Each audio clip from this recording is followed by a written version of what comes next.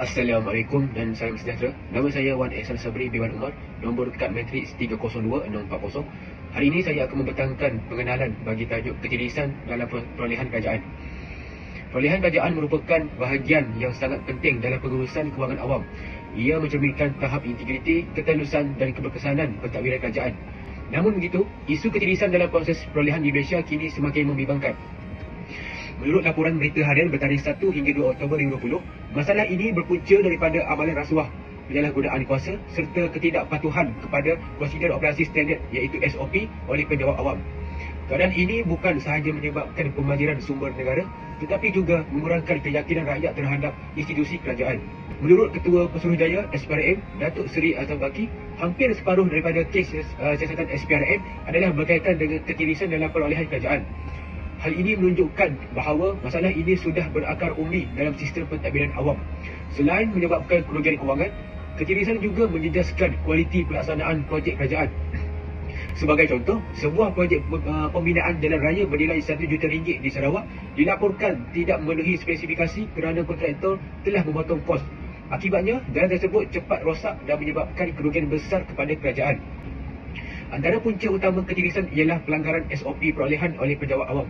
Menurut Ketua Pengarah JPA, Tan Sri Muhammad Khairul Adib Abdul Rahman, pihak berkuasa tidak akan berkompromi terhadap mana-mana individu yang mengabaikan prosedur yang telah ditetapkan. SOP sebenarnya direka untuk memastikan proses pemilihan pembekal atau kontraktor dibuat secara telus, adil dan profesional. Namun, pelanggaran SOP seperti mengelakkan proses tender terbuka, memilih pembekal tanpa kelayakan serta campur tangan politik dalam pemberian projek membuka ruang kepada penyalahgunaan kuasa dan rasuah. Secara keseluruhannya, ketirisan perolehan yang berpunca daripada kecuaian terhadap prosedur dan pelanggaran etika menunjukkan adanya kelemahan kawalan dalaman dalam agensi kerajaan. Kesan negatifnya bukan sahaja berupa pembaziran dana awam, tetapi turut menjejaskan kredibiliti sistem pentadbiran negara. Oleh itu, mekanisme pengawasan dan pemantauan perlu diperkukuh, termasuk dengan pelibatan aktif Ketua Audit Negara, Jawatan Kuasa Kira-kira Wang Awam dan SPRM. Institusi-institusi ini perlu menjalankan audit, siasatan dan tindakan undang-undang terhadap pihak yang terlibat dalam memastikan accountability. Kesimpulannya, ketirisan dalam perolehan kerajaan adalah masalah sistemik yang memerlukan pembaharuan menyeluruh dari segi dasar, pelaksanaan dan pemantauan. Pendekatan terhadap integriti, profesionalisme dan accountability dalam kalangan penjawat awam amat penting untuk memastikan pengurusan sumber negara yang cekap dan beretika. Tanpa tindakan tegas dan perubahan yang menyeluruh, negara akan terus mengalami kerugian dan pembangunan jangka panjang akan terjejas. Sekian, terima kasih. Assalamualaikum dan salam sejahtera. Hari ini saya akan membentangkan tentang proses operasi standard atau SOP perolehan kerajaan dan bentuk-bentuk pelanggaran yang berlaku dalam kes projek RM1 juta oleh Jabatan Kerja Raya JKR Sarawak. Pertama, tujuan utama SOP perolehan kerajaan adalah untuk memastikan semua perbelanjaan awam dijalankan secara terbuka, bertanggungjawab dan bebas penyelewengan. Ia juga menjadi garis panduan penting dalam pelaksanaan projek pembangunan infrastruktur seperti pembinaan jalan raya supaya proses berjalan dengan cekap, adil dan berintegriti. SOP ini bermula dengan peringkat perancangan projek. Pada tahap ini, setiap jabatan kerajaan perlu merancang dengan teliti termasuk reka bentuk jadual pelaksanaan dan anggaran kos. Sebagai contoh, bagi projek RM1 juta oleh JKR Sarawak sepatutnya mendapat kelulusan daripada Kementerian Pembangunan Infrastruktur terlebih dahulu sebelum pelaksanaan ini dijalankan. Lepas itu datang pula pemilihan teknik perolehan mengikut perkelili pembendaharaan. Projek bernilai antara RM500,000 hingga RM5 juta mesti dilaksanakan melalui tender terbuka. Penilaian dan kelulusan tender. Setiap kontraktor dinilai berdasarkan kelayakan teknikal, kewangan dan pengalaman kerja. Langkah yang dijalankan oleh jawatan kuasa penilai yang bebas untuk memastikan tiada unsur pilih kasih atau rasuah dalam pemilihan kontraktor. Apabila kontraktor telah diberikan, barulah projek masuk ke fasa pelaksanaan. JKR bertanggungjawab memantau kerja kontraktor, memastikan bahan binaan berkualiti dan semua perubahan mesti mendapat kelulusan bertulis. Pengawasan yang baik amat penting bagi mengelakkan kelewatan pembaziran dan kecacatan dalam struktur. Akhir sekali ialah fasa audit dan pemeriksaan selepas projek siap. Audit dilakukan oleh Jabatan Audit Dalam atau Ketua Audit Negara bagi memastikan setiap perbelanjaan mematuhi undang-undang dan tiada ketirisan kewangan. Langkah ini menjadi benteng terakhir yang menjamin accountability dan ketelusan. Namun begitu, dalam kes JKR Sarawak ini, beberapa pelanggaran SOP telah dikesan. Antaranya termasuklah projek dijalankan tanpa kelulusan rasmi, penggunaan kaedah perolehan yang salah, penilaian tender yang tidak telus, penyelia yang lemah dan kegagalan melaksanakan audit selepas projek siap. Akibatnya, berlaku risiko ketirisan dana awam, kelewatan projek serta hilangnya kepercayaan rakyat terhadap agensi kerajaan. Kesimpulannya, Kepatuhan terhadap SOP perolehan kerajaan amat penting bagi memastikan setiap wang asing, wang rakyat digunakan dengan betul dan memberi manfaat kepada masyarakat.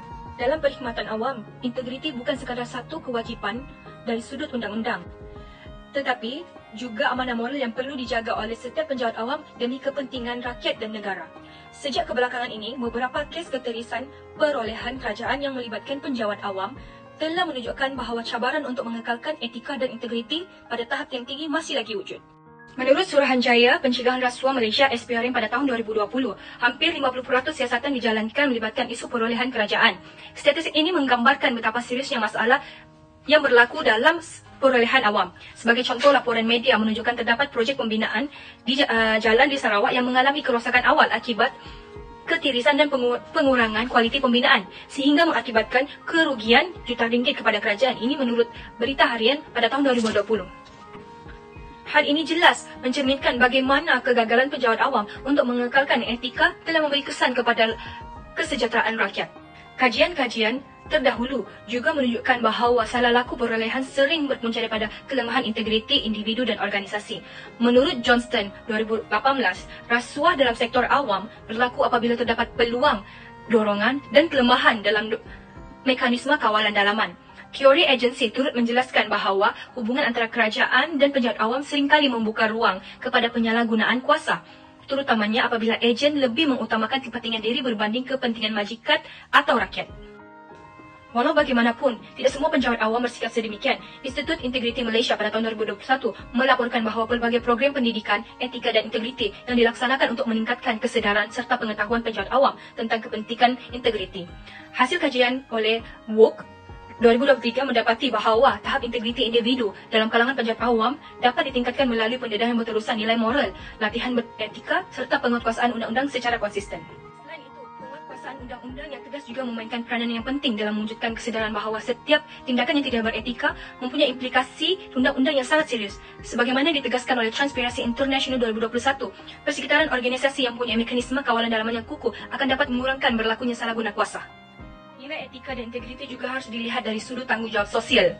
Penjawat awam bukan sekadar pekerja yang melaksanakan arahan, tetapi mereka memikul amanah rakyat. Rakyat mengharapkan agar perolehan kerajaan dilaksanakan secara telus, adil dan memberikan manfaat yang optimum. Kesimpulannya, nilai etika dan integriti penjawat awam pada masa kini masih berdepan dengan cabaran yang besar akibat wujudnya kes salah laku perolehan kerajaan. Oleh itu, penjawat awam perlu sentiasa berpegang pada prinsip accountability, ketulusan dan keadilan dalam melaksanakan tugas. Assalamualaikum dan salam sejahtera. Saya Nurfaliza binti Daud dan saya akan menerangkan tentang prosedur serta aliran penyiasatan kes ketirisan perolehan kerajaan yang melibatkan Ketua Audit Negara, Jawatan Kuasa Kira-kira Wang Awam dan Suruhanjaya Pencegahan Rasuah Malaysia iaitu SPRM. Ketirisan dalam perolehan kerajaan ialah isu serius yang menjejaskan kepercayaan rakyat dan integriti pentadbiran awam. Untuk memastikan ketulusan, tiga agensi utama memainkan peranan penting dalam penyiasatan ini. Pertama, peranan Ketua Audit Negara. Ketua Audit Negara menjalankan audit tahunan terhadap semua kementerian dan agensi kerajaan bagi memastikan setiap perbelanjaan mematuhi perkeliling dan arahan perbendaharaan. Jika wujud penyelewengan, ia akan direkodkan dalam laporan Ketua Audit Negara dan dibentangkan kepada Parlimen. Sekiranya terdapat unsur rasuah, laporan itu akan dirujuk kepada SPRM untuk siasatan lanjut. Dan kedua, selepas laporan audit dibentangkan, Jawatan Kuasa Kira-kira Wang Awam atau PAC akan meneliti laporan tersebut dan memanggil pegawai atau kontraktor terlibat untuk memberi penjelasan. PAC memastikan wang awam digunakan secara berhemat dan telus. Jika ada unsur jenayah, PAC akan menyerahkan kes kepada SPRM. Ketiga, SPRM akan menjalankan siasatan di bawah Akta SPRM 2009. SPRM menilai dokumen menyoal siasat saksi dan jika cukup bukti, individu yang terlibat boleh ditahan dan didakwa di mahkamah. Selain itu, SPRM juga melaksanakan program pencegahan dan pendidikan bagi membudayakan integriti dan nilai benci rasuah dalam organisasi kerajaan. Secara ringkasnya, aliran penyiasatan bermula dengan audit oleh Ketua Audit Negara, laporan dibentang kepada Parlimen, pendengaran awam oleh PAC, rujukan kepada SPRM dan seterusnya siasatan dan pendakwaan dan akhirnya cadangan penambahbaikan diserahkan kepada kerajaan. Kesimpulannya, kerjasama antara Ketua Audit Negara, PAC dan SPRM membentuk sistem kawalan yang berlapis bagi memastikan setiap sen wang rakyat diurus secara telus dan berintegriti. Inilah kunci kepada tak berurus kerajaan yang bersih, cekap dan amanah. Sekian, terima kasih. Assalamualaikum warahmatullahi wabarakatuh dan salam sejahtera. Saya Muhammad Ashraf bin Jasri, nombor matrik 302656, dan pada hari ini saya akan membentangkan mengenai 3 institusi yang memainkan peranan dalam sistem pengawasan, pencegahan, penyiasatan dan penguatkuasaan secara profesional dalam pentadbiran kewangan. Pertama, Jabatan Audit Negara. Kedua, Kementerian Kewangan Malaysia melalui bahagian perolehan negara. Dan yang ketiga, Suruhanjaya Pencegahan Rasuah Malaysia. Setiap institusi mempunyai mandat, fungsi dan kuasa yang berbeza, akan tetapi kesemua institusi ini bergerak ke arah yang sama dalam mengekalkan integriti, transparansi dan accountability dalam pengurusan perolehan awam. Pertama ialah Jabatan Audit Negara iaitu JAN yang memainkan peranan penting dalam memastikan bahawa pelanggaran dalam proses perolehan awam iaitu public procurement dapat dipantau secara profesional dan berkesan. Oleh itu, pengawasan yang ketat diperlukan untuk mengelakkan penyalahgunaan rasuah dan ketidakefisienan. Beberapa langkah dan tindakan telah dilaksanakan bagi mencegah ketirisan pengurusan perolehan kewangan negara. Antaranya ialah penguatkuasaan tender terbuka untuk keterusan. Yang kedua, penggunaan sistem e-perolehan. Yang ketiga, latihan integriti kepada pegawai perolehan. Yang keempat, penggubalan Arit Yuyu perolehan kerajaan 2025. Dan yang terakhir, peranan proaktif sebagai penasihat strategik kewangan awam. Kedua, institusi Kementerian Kewangan Malaysia iaitu MOF khususnya melalui bahagian perolehan kerajaan yang memainkan peranan yang strategik dalam mencegah serta mengawal ketirisan dalam perolehan kewangan negara. Sebagai institusi yang bertanggungjawab ke atas pengurusan kewangan negara, MOF juga memainkan peranan proaktif bagi memastikan setiap sen wang rakyat digunakan secara cekap, telus dan selaras dengan prinsip tadbir urus yang baik. Antaranya, pelaksanaan arahan perolehan kerajaan. Yang kedua, pembangunan My Procurement untuk ketelusan digital. Yang ketiga, pemantauan berkala terhadap kontrak berisiko tinggi. Dan yang keempat, penamatan kontrak bagi ketidakpatuhan prosedur. Ketiga ialah Suruhanjaya Pencegahan Rasuah Malaysia iaitu SPRM. SPRM berperanan memantau sektor perolehan awam yang melibatkan perbelanjaan besar wang rakyat yang sering menjadi sasaran kepada penyalahgunaan kuasa, rasuah serta salah laku pentadbiran. Sebagai badan penguatkuasa utama dalam membantas rasuah di Malaysia, SPRM memikul tanggungjawab untuk mengawal, mencegah dan mengambil tindakan terhadap sebarang bentuk ketidakteraturan yang boleh menyebabkan kebocoran atau pembaziran sumber kewangan negara.